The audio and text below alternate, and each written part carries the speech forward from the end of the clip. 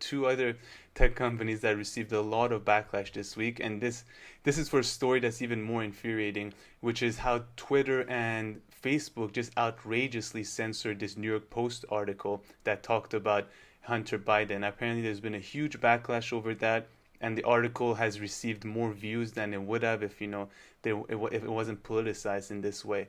So that's kind of sweet how that happened. But now they're apparently trying to, Republican lawmakers at least, are trying to bring the CEOs of Facebook and Twitter to a hearing and to ask them about how what happened there. Why was this article censored in such a way? I mean, to be honest, while I mean, uh, again, I don't think this was because many leftist people I know were happy for this story, at least the corruption part, to be exposed. This was the Hunter Biden story we talked about last week as well, which basically there are emails and there are more evidence since then have come out, chain of emails that apparently show that Joe Biden may have met with one of the clients of Burisma, a Ukrainian company that was paying Hunter Biden to be on its board, although he has little to no experience in energy, so it was always suspicious, and he was in rehab during a period of the time that he was getting paid huge amounts of money.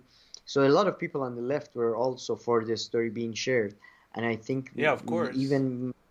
we even may have mentioned last week that Katie Halper, a left-wing journalist, tried to share it on her show and couldn't do it. So again, they're accusing Facebook and Twitter of left-wing bias, but it's more of a centrist bias, and but Yes, they are being 100%. forced to. Yeah, yeah, and yeah, apparently, according to some analysis, the interest in the story doubled following the censorship. So although a lot of people always say that, see, that shows why censorship doesn't work. In a way, yes, but in the long term, I've lived in countries that are basically described as dictatorships and with heavy censorships. And you could argue, though, in the long term, it does work in terms of like brainwashing a population, for example, by censoring all the information out about a specific war or this sort of thing. So I don't think it's quite a rebuck of the censorship as a powerful tool, but in this case it didn't seem to have worked, and it led to a backlash which Republicans managed to capitalize on. So very interesting case. Yeah, 100%. But I mean, because the way that they did it was so obvious. Like you said, you would try to share the story and they would block you. If they had And done you it some couldn't way through algorithms. Sorry? I think no, you couldn't even DM it, which was direct messages, Wow. which was No quite way. interesting. Yeah, Apparently, exactly. I mean, I'm not sure on which come platform. on. You hear about all their algorithms and all that. I'm sure there was a slightly smarter way to kill this story than outright banning it that way. Very amateurish on Yeah, their yeah, side, I must say. yeah, of course. I guess the thing is, I'm not sure even if they were more. I don't think they were in cahoots with the Democratic Party trying to get Biden elected. The thing is, Democratic Party has made the allegations that that's been the bipartisan support against tech companies has been in the area where they say that Russians and Iranians and Chinese are using these platforms to interfere with other elections. By the way, when there was this story about the Russian Iranian interference into U.S. elections. I don't know if hopefully they were talking about people like us, maybe maybe we are that powerful, but uh, yeah, basically that's been where the bipartisan support have been. Yeah, the foreign influence in the platforms. So I think Facebook and Twitter basically panicked that they're going to be accused of basically spreading a story that, just like Hillary email story, is a you know, Russian disinformation campaign and will lead to Biden losing the election, and then they're gonna get all the blame for all the repeat of the Hillary email thing. So they basically overcorrected themselves, and now they are in the mess they are in right now. Yeah, but Twitter has been making this mistake over and over again now for a few months. So they don't seem to be Twitter, learning yeah. their lesson. Oh no, no. Twitter, Facebook has been playing both sides. Google and YouTube have been playing both sides, but yeah, I think Twitter has gone way. There seems to be a civil war with some people suggest there seems to be a civil war within Twitter because apparently the CEO Jack Dorsey, if I'm not mistaken, he was strongly opposed to this move, and he tweeted that I didn't know about this and all that. So there seems to be a bit of a civil war going on there. But who knows? Yeah, it's very interesting. But all of this is gonna uh, help politicians basically in bringing these companies under their own control. Yeah, no, I mean, this doesn't have much to do with the story, but I really hope that maybe if President Trump loses, this might be the end of Twitter. Because they don't realize how lucky they got with Trump making them relevant again. Because I think their product is just it.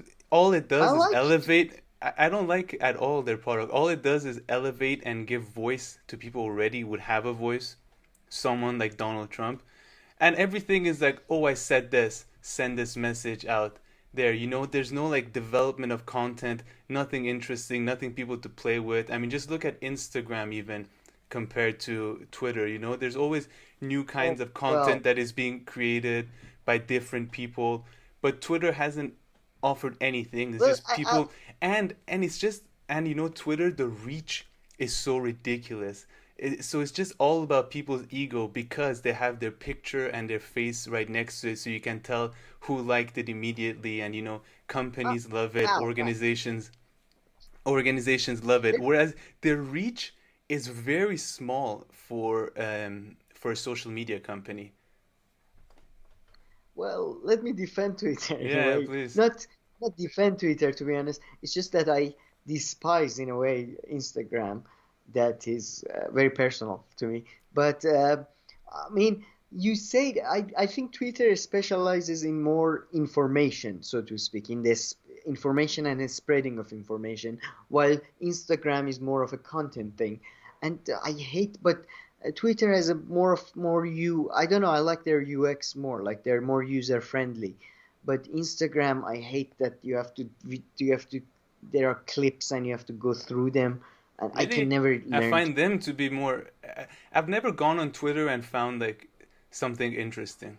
Because on your No, but homepage, it only shows what you're following. So then I guess you have to go look at the I think I hashtags. prefer When it the comes to I information, like I mean, all those news articles, you can find them through Google News. So unless it's people who are giving interesting breakdowns, but then again, even the interesting breakdowns are highly limited to the format no, that but Google gives.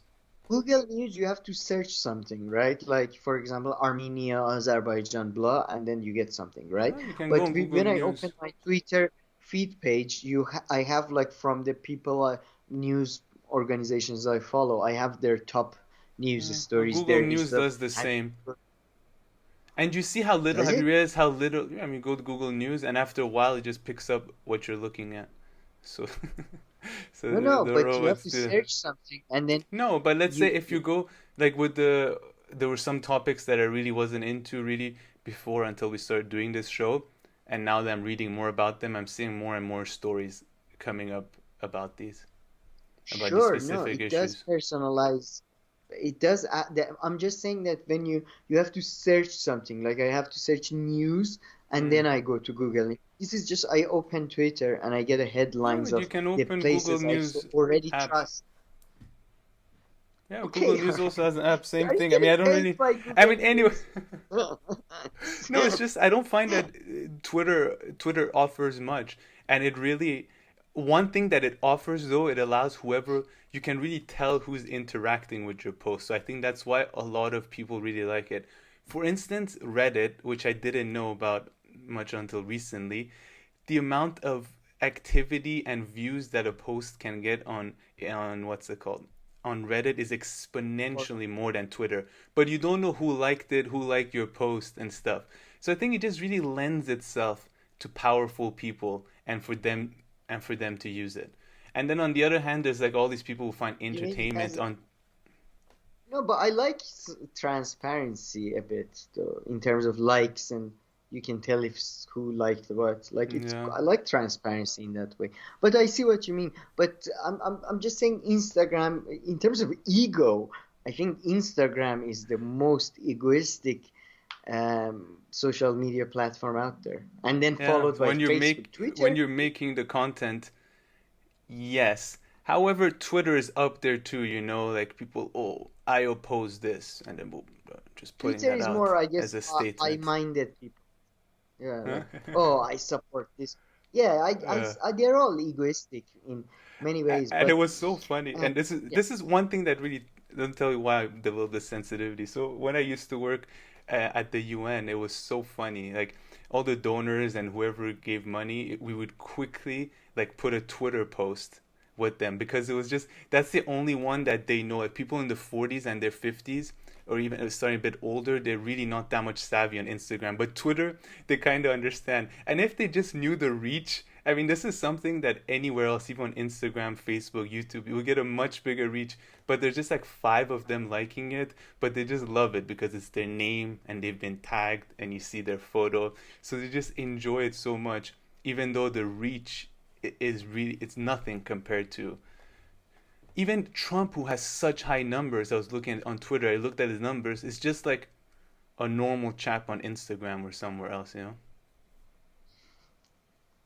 all right. I'm again. I think you're getting paid by Facebook, Instagram cartel, but yeah, I know what you mean. I know what you mean. Yeah, yeah, fair Well, enough. that's just No, a I that's just haven't a looked at the personal data. thing.